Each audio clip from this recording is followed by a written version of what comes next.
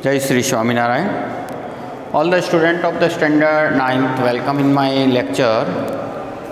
Dear student, I continue chapter number 5, Movements Towards Independence.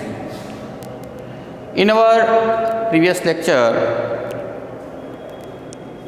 I have explained about Simon Commission, Nehru Committee demand for complete independence, Dandi March, Gandhi Irvin Pact Round Table Conference and martyrdom or Satyagraha. Today I am going to discuss about the Quit India movement in 1942.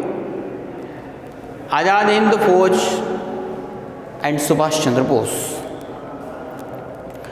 Dear students, as we everyone know,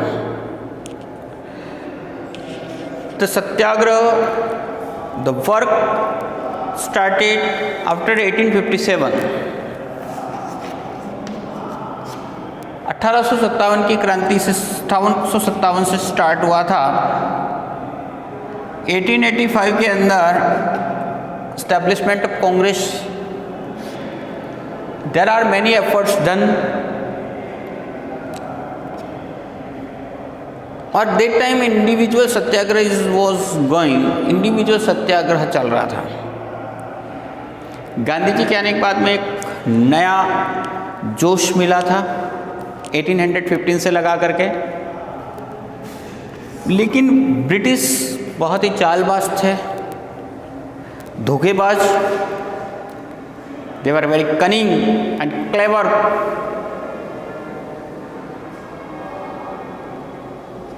in the year of 1939, 1939 से द्वितीय विश्व युद्ध चल रहा था. Keeping in the mind world war, विश्व युद्ध की स्थिति को देख करके, सिचुएशन को देख करके, the Congress working committee decided to end the individual satyagraha. Individual satyagraha को उन्होंने समाप्त कर दिया जनवरी 1942 में. जनवरी 1942 के अंदर वर्ल्ड वॉर की पोजीशन कंडीशंस को देखते हुए कांग्रेस कमेटी ने, कांग्रेस वर्किंग कमेटी ने इंडिविजुअल सत्याग्रह को खत्म कर दिया. The British government attempted to deceive the people India by Cripps mission. British government ने लोगों को धोखे में रखा था, प्रयास किया, धोखा देने का प्रयास किया था क्रिप्स मिशन के माध्यम से. So Indians were angry and dejected. भारतीय लोग बहुत गुस्से हुए और इस क्रिप्स मिशन का विरोध किया, रिजेक्ट कर दिया, cancel. Therefore people of India no longer had faith in the British rulers. अब भारतीय लोगों का लंबे समय तक कोई विश्वास नहीं है. नो लॉन्गर हैड फेथ, आगे कोई उनके लिए विश्वास नहीं रहा. They assume that the British do not wish to quit India. और ये जानते थे कि वो भारत को अंग्रेज छोड़ना नहीं चाहते हैं. Gandhi ji advise the people to come and despair, come out of despair and prepare to give a new last fight. और गांधी जी ने एक बार वापस से लोगों को आगाह किया और कहा, जो निराशा छोड़ करके एक बार अंतिम लड़ाई के लिए आ जाओ. On August 9th, 1942, resolution of Quit India movement was passed. August 9th, 1942 को कांग्रेस कमेटी के द्वारा, कांग्रेस के सेशन के अंदर वर्किंग कमेटी के द्वारा रेजोल्यूशन पास किया गया और वो था quit India movement, which was held in Mumbai. जिस का सेशन या जिसकी मीटिंग, अधिवेशन मुंबई में हुआ था. On second day the resolution, Gandhiji, Vallabhbhai Patel, Jawaharlal Nehru, Maulana Azad and other eminent Congress leader were arrested. और दूसरे ही दिन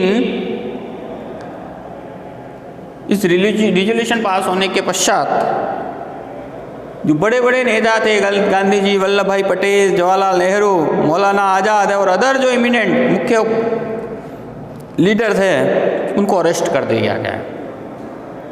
न्यूज़पेपर वर बैंड, न्यूज़पेपर के ऊपर बैंड लगा दिया गया। Regional district level Congress leader were arrested simultaneously, और उनके साथ साथ ही जो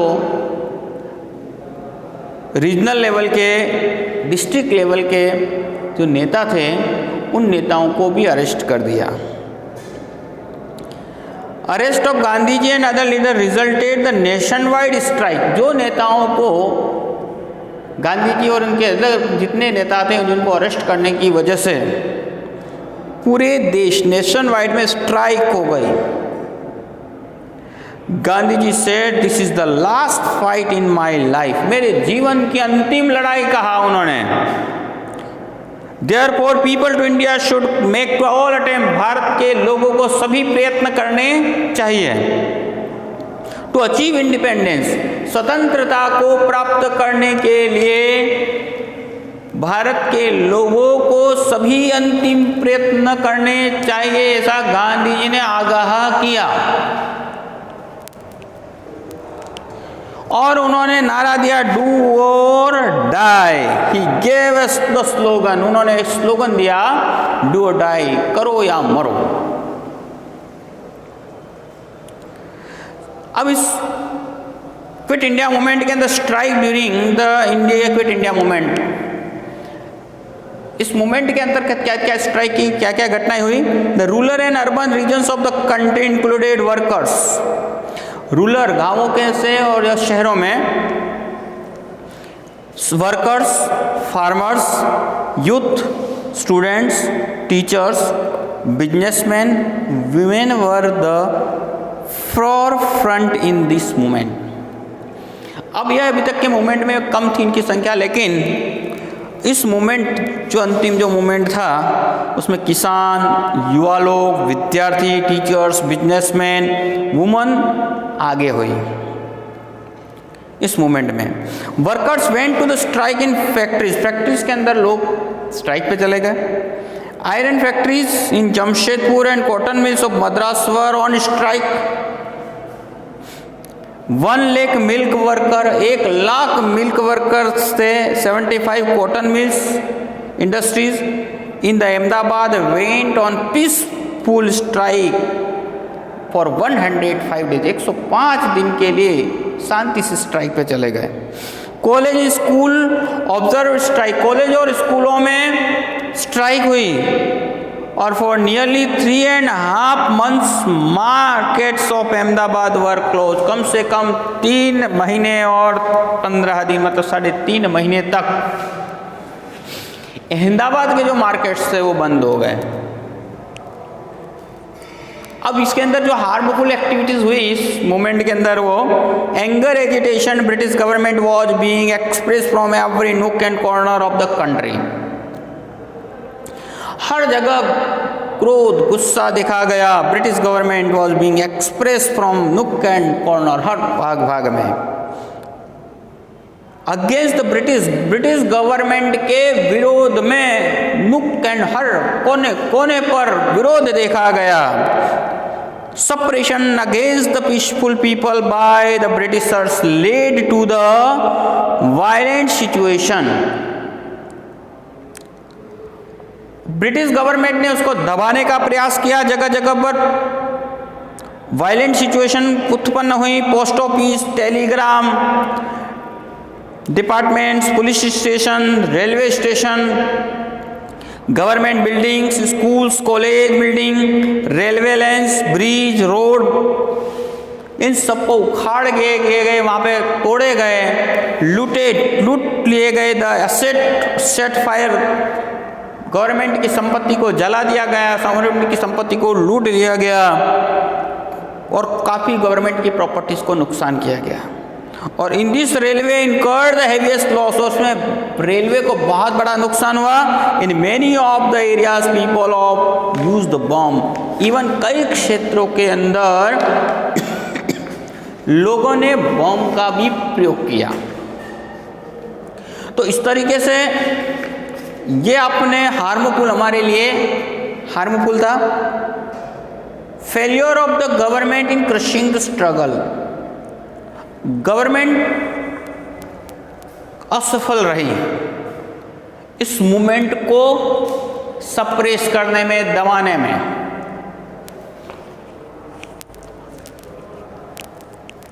the government try to suppress the movement with the hard hand, government ने क्या प्रयास किया, बहुत ही हार्ड हैंड से, कठोरता से इस मूवमेंट को दबाने का प्रयास किया।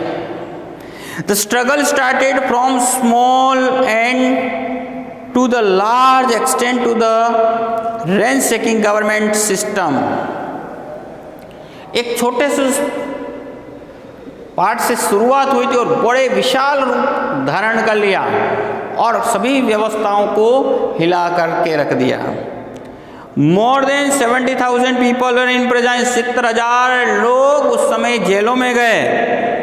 538 गन शॉट वर फायर्ड, 538 गन शॉट चलाए गए। 1028 पीपल लॉस देयर लाइफ, 1028 लोगों ने अपना जीवन खोया। 3,200 पीपल वर इंजर्ड, 3200 लोग इंजर्ड हुए। Student were injured in gun shot, कई जगह पर विद्यार्थी शिकार बने गन शॉट का, specially in the Ahmedabad and Patna, Ahmedabad और पटना में विद्यार्थियों को गनशॉट के शिकार होना पड़ा। A unique political consciousness created among the people, लेकिन एक यूनिक, एक विशेष प्रकार की जागृति, अंतर चेतना जागृत हुई अब लोगों के बीच में। This movement gave the clear warning, इस मूवमेंट ने क्लियर वार्निंग दे दी ब्रिटिशर्स को। The government, the message of the world at large, India can not enslave any more, कि इंडिया को वो लंबे समय तक अब दास बना के नहीं रख सकते। इस the struggle really single by the India and the Britishers quit India. The people of the India wanted full independence. अब भारत के लोग एक ही चाहते थे, पूरी तरीके से अपनी स्वतंत्रता चाहते थे। The amendment of the Dominion states almost by struggle और 5 in India achieved the independence, और इसके 1942 के बाद में 5 साल में भारत ने इसको अचीव कर लिया, इंडिपेंडेंस को अचीव कर लिया। तो इस तरीके से आपने क्विट इंडिया मूवमेंट, उसके इफेक्ट्स क्या थे, हाउ स्टार्टेड, गवर्नमेंट ने क्या क्या प्रयत्न किए और ये फेल क्यों हुआ। अब हम लोग पढ़ेंगे Subhash Chandra Bose, Azad Hind Fauj which was establish by Subhash Chandra Bose was born in Cuttack in Orissa state. Subhash Chandra Bose का जन्म है वो कटक, उड़ीसा स्टेट में हुआ था। His father's name Rai Bahadur Janakinath Bose, उनके पिताजी का नाम राय बहादुर जानकीनाथ बोस था। He was a government lawyer, government के लॉयर थे इन ब्रिटिश जुडिशरी में। His mother Parvati Devi was a philanthropist. Prediction was that his Bengal lad will sincere servant of Britishers. एक यह प्रिडिक्शन ऐसा था कि ये व्यक्ति भी, क्योंकि दोनों, उसके पिताजी जो थे वो जज या worker in the court, severe servant, sincere, तो यहाँ एक प्रिडिक्शन ये था सुभाष चंद्र बोस के लिए कि he will be the sincere servant of Britisher, Britishers के लिए सिंसियर सर्वेंट होंगे। But he went on the become the staunch freedom fighter, लेकिन वो एक बड़े स्टंच फ्रीडम फाइटर बने। After passing the examination with good marks from Kolkata Presidency, देखो उन्होंने कोलकाता के प्रेसिडेंसी कॉलेज से अच्छे मार्क्स प्राप्त करने के पश्चात ही वेंट टू इंग्लैंड, वो इंग्लैंड गए फॉर फर्दर स्टडीज, आगे की स्टडीज के लिए। He pass the very difficult ICS Indian civil service examination, उन्होंने पास किया, 4th नंबर आया उनका। एंड रिटर्न टू कलकत्ता, और वो वापस कलकत्ता में आए। Seeds of the revolutionary were planted in their mind due to the insulting attitude pride to the professor of presidency college towards the Indian। लेकिन इनके अंदर जो बीज रिवॉल्यूशन का जो बीज बोया हुआ था, प्लांट बन चुका था, वो उनके माइंड में तब से जब उनको प्रेसिडेंसी कॉलेज के अंदर इंसल्ट किया था या इंडियन स्टूडेंट्स को इंसल्ट किया जाता था ब्रिटिशर्स के द्वारा। He was very much interested in Indian independence struggle, वो इंडियन स्ट्रगल के अंदर काफ़ी इंटरेस्ट रखते थे। He became an active member of national assembly, वो नेशनल असेंबली के एक्टिव मेंबर बने। He joined the स्वराज्य पार्टी 1923, उन्होंने 1923 के अंदर स्वराज्य पार्टी को ज्वाइन किया था। He soon became very popular leader among youth, और युवाओं के लिए एक बहुत ही पॉपुलर लीडर बने। He was in the top of the civil disobedient movement, therefore jailed many times, उन्होंने देखो यहाँ पार्टिसिपेशन किया था टॉप सिविल डिसोबीडियंट मूवमेंट के अंदर, कई बार वो जेल गए। At the age of the 41 साल की उम्र में he was elected the president of Congress convention at Haripura Surat, है ना। और उनको सबसे कम उम्र में, उस समय के सबसे कम उम्र में प्रेसिडेंट बनने वाले व्यक्ति थे सुभाष चंद्र बोस। सूरत के हरिपुरा कन्वेंशन के अंदर and showcase to the ability, और अपनी एबिलिटी भी, और सेकंड टाइम अगेन वो हुए, लेकिन he left the Congress after difference opinion with the Gandhi ji, लेकिन गांधी जी से उनके कुछ मतभेदों की वजह से उन्होंने कांग्रेस पार्टी छोड़ दी। इस्टेब्लिश द अनदर पार्टी, और कांग्रेस को छोड़कर उन्होंने नई पार्टी फॉरवर्ड ब्लॉक बनाई। To awaken pacific against the Britishers he travelled most of the region of India, लोगों को अवेयर करने के लिए, लोगों को जागरूक करने के लिए वो भारत के अंदर कई जगहों पर घूमे। He was arrested under the Indian defence code, imprisoned, उनको अरेस्ट कर दिया इंडियन डिफेंस कोड के अंतर्गत। During the imprisonment he was ill treated, और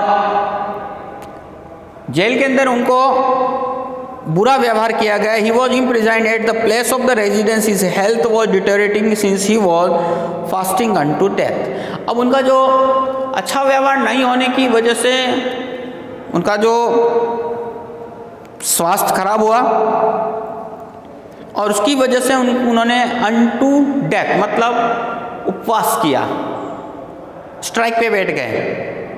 वो तब तक खाना नहीं खाएंगे जब तक उनकी मृत्यु नहीं हो, मतलब unto death. And he travel, फिर उसको उनको घर के अंदर रखा गया, कि वो हाउस अरेस्ट किए गए।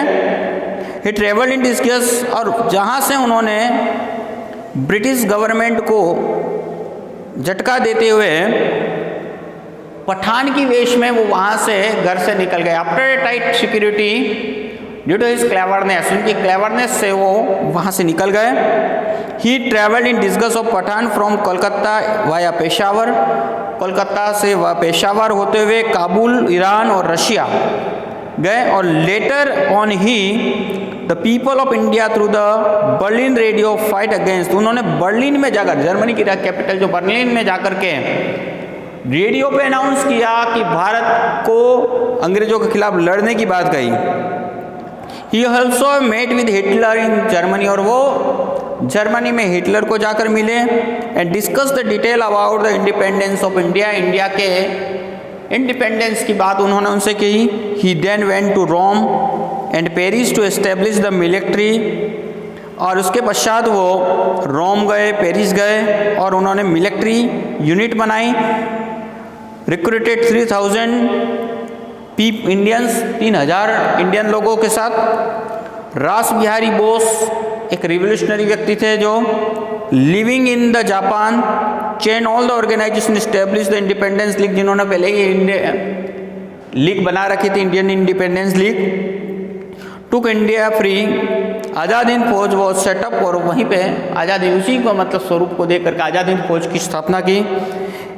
ए presence 100 Indian delegates from Malaya, देखो इसके बाद में एक अलग जो डेलीगेट्स आए वो मलाया से, जापान, सुमात्रा, जावा, हांगकांग, बोर्नियो, अंडमान, बर्मा वर ऑर्गेनाइज। और at the that Mohan Singh एक वार प्रिजनर जो अंग्रेजों के युद्ध के समय में वह जापान ने जिसे अरेस्ट कर रखा था, वो सो प्रेजेंट उनको छुड़ा करके उसको मुख्य रूप में लिया। मोर एवर रास बिहारी बोस वॉलेंटरी रिटायर्ड हो गए, और इसका हेड INA के जो थे उन्होंने रास बिहारी बोस ने रिटायर्ड कर लिया, और सुभाष चंद्र बोस को अपनी कमान संभालने के लिए कहा।